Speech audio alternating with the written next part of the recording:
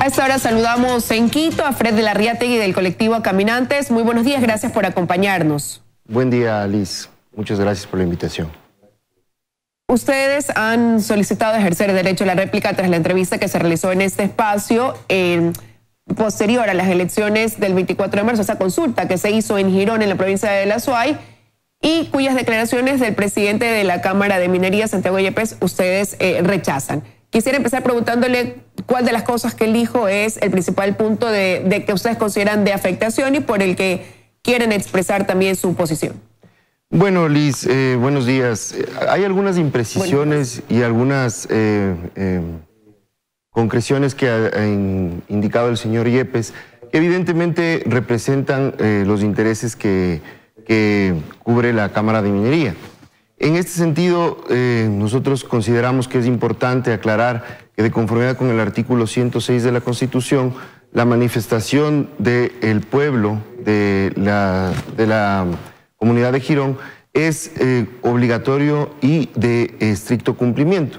En ese sentido, se tendrán que readecuar, realizar los actos administrativos, decretos ejecutivos, lo que fuere necesario para cumplir con ese mandato. Y precisamente destacar que la voluntad de los ciudadanos en un régimen democrático es fundamental y tanto es así que lo recoge así la propia Constitución. El señor Yepes también hacía referencia al tema de la seguridad jurídica, que desde las comunidades y desde espacios que están preocupados por esta embestida de la minería en el país, deja mucha preocupación. Por ejemplo, las inversiones y este tipo de proyectos hablan mucho de seguridad jurídica.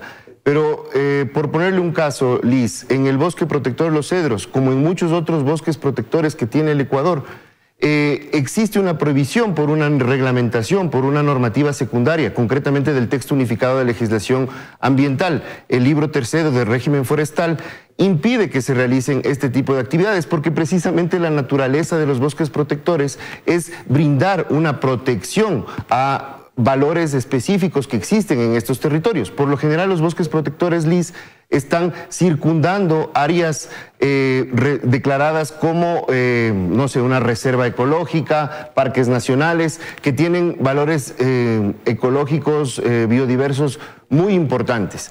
Y de todas maneras vemos que en nuestro país han sido concesionados territorios extensos que forman bosques protectores. Entonces existe una gravísima incompatibilidad del concesionamiento de bosques protectores a una actividad que supone como el mismo señor Yepes ha sostenido, una afectación.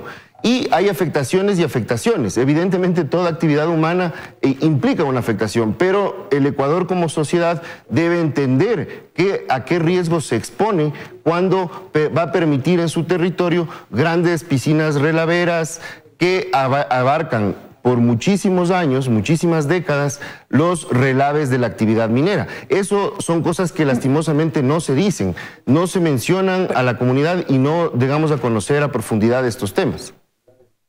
Ahí me gustaría ir analizando en base a todo lo que usted ha dicho punto por punto, recordando las declaraciones también que hizo acá el presidente de la Cámara de Minería. En el primer sentido, él decía que si bien es una voz importante reconocer lo que pasó en la consulta popular de Girón, habló de que hubo un alto porcentaje de ausentismo y que fueron 7.000 votantes los que decidieron en ese caso sobre un tema de interés público y de carácter nacional, que por ende no debería ser reducido a un solo espectro, sino ponerlo quizás a consideración en caso de que hubiera tenido que llevarse a cabo esa consulta popular, cosa que también pues evidentemente no están de acuerdo.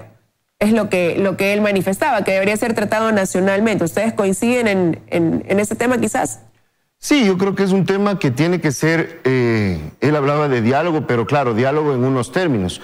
Nosotros consideramos que el diálogo tiene que ser absolutamente amplio, es decir, que la sociedad ecuatoriana logre dimensionar. Nosotros, y como también se mencionaba en aquella entrevista del lunes pasado, Ecuador no es un país que ha experimentado grandes proyectos mineros. El proyecto más avanzado es el proyecto Mirador. En ese proyecto, por ejemplo, Liz, existe un peritaje de una persona técnica que se dedica a brindar servicios de consultoría a empresas mineras, que se llama Steve Emmerman. El señor Emmerman en su análisis determina que existe nada más y nada menos que el 100% de probabilidades que la represa de Relaves que está ahí construida en algún momento se rompa y se afecten grandes extensiones, no solo es un barrio, no solo es una localidad la que se afectan ríos y por ende subcuencas y cuencas hidrográficas que evidentemente afectan a muchísima más gente. Entonces creemos que sí es necesario que se transparente, que se abra este diálogo para que la sociedad ecuatoriana logre dimensionar cuáles son los riesgos a los que se estaría sometiendo en caso de que se permitan este tipo de grandes proyectos mineros que incluyen grandes relaveras, grandes ocupaciones de territorio. Esa gente que habita en esos territorios tiene que salir de esos espacios. Entonces sí, estamos de acuerdo que se debata y que sea un tema de alcance nacional, considerando que el día 4 de febrero del 2018 el señor presidente Moreno ya hizo una consulta en este sentido y tuvo una respuesta mayoritaria. De hecho, un señor juez en una de las acciones constitucionales que se presentó en Azuay acoge esta consulta como una manifestación clara de la ciudadanía para oponerse a un proyecto minero. Bueno, usted acaba de reconocer, y algo que también fue reconocido en esa entrevista, es que no hay en Ecuador proyectos a gran escala en materia minera. Usted acaba de hablar del proyecto Mirador y está Fruto del Norte también, que estarán realizados a finales de este año. ¿Cómo se puede hablar también en ese sentido de esta afectación que evidentemente la va a haber y fue reconocida por el mismo señor Yepes, que en todo proceso de minería responsable, decía él, hay una afectación, pero también ahí la diferencia es que haya la reparación, la mitigación?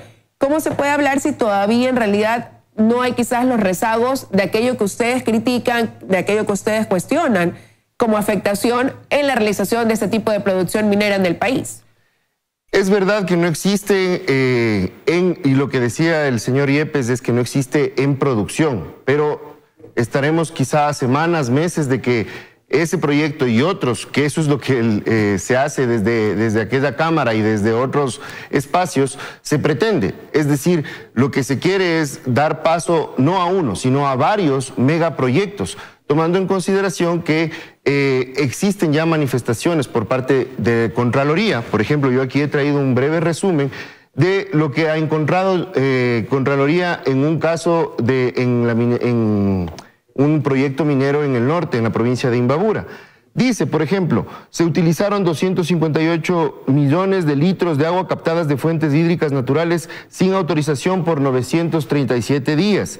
El MAE aprobó el estudio de impacto y plan de manejo ambiental sin información completa. ENAMI no contó con certificación de cuerpos de agua ni cumplió con el caudal autorizado por resolución de Senagua.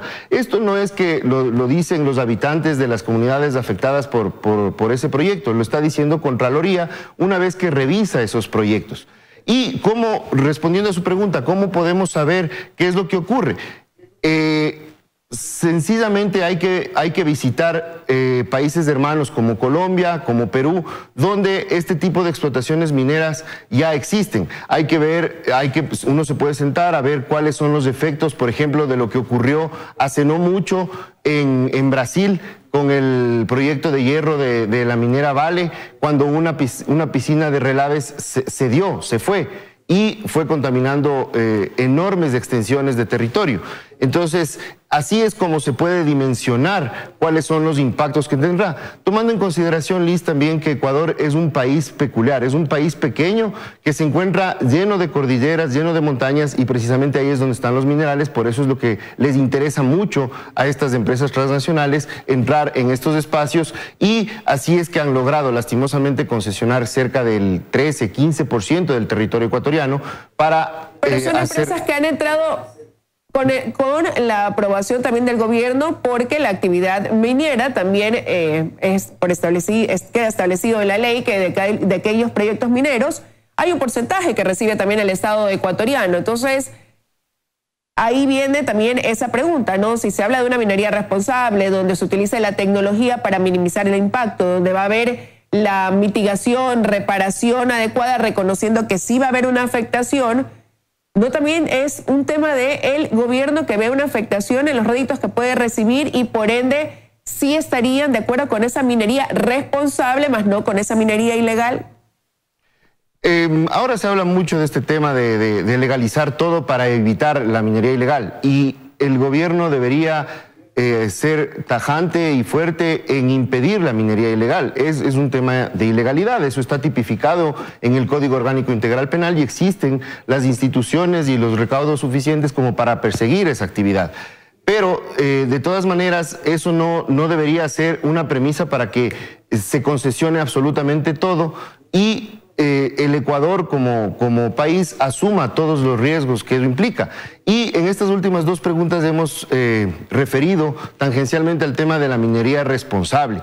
Y ese es el caballo de batalla que tanto el gobierno, que se puede escuchar en las audiencias que se plantean en instancias constitucionales, jurisdiccionales, como en el debate público, hablan mucho de minería responsable. Liz, pero es importante saber que la minería responsable es cumplida una vez que previamente las empresas, los lobbies mineros realizan, ajustan, enmiendan la normativa. Entonces dicen, bueno, si es que esta normativa me perjudica, no sugerimos que vaya así la norma porque eso desincentiva la inversión. Entonces, le pongo un ejemplo. Pero usted lo acaba de decir, ahí se dice no sugerimos, pero hay una decisión de la otra parte, hay una decisión donde se aplica precisamente también la seguridad jurídica y eso es una competencia del Estado ecuatoriano.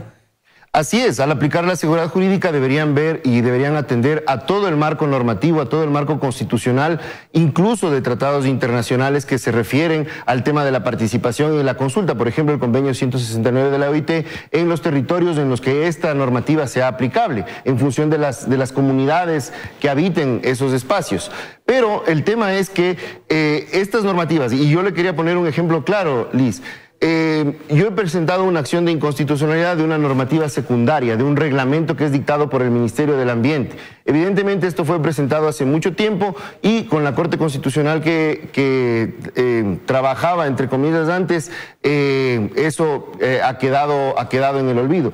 De todas maneras, el tema sustancial es que el mismo Estado autoriza el trasvase y el desvío de cursos de ríos, por ejemplo, a través de una normativa secundaria, vulnerando otra normativa superior y que es constitucionalmente vigente y que debe ser aplicada. A esas son las cosas que me refiero. Si es que un determinado proyecto necesita hacer algo tan grande como el desvío de un curso de agua, simplemente lo ponen en una normativa y eso en principio debería quedar aplicado y debería ser viable. Pero, por ejemplo, el desvío de un curso de agua no respeta caudales ecológicos, que es un principio fundamental en cualquier proyecto y para cualquier mantenimiento de vida en un río, de los ciclos vitales, etcétera.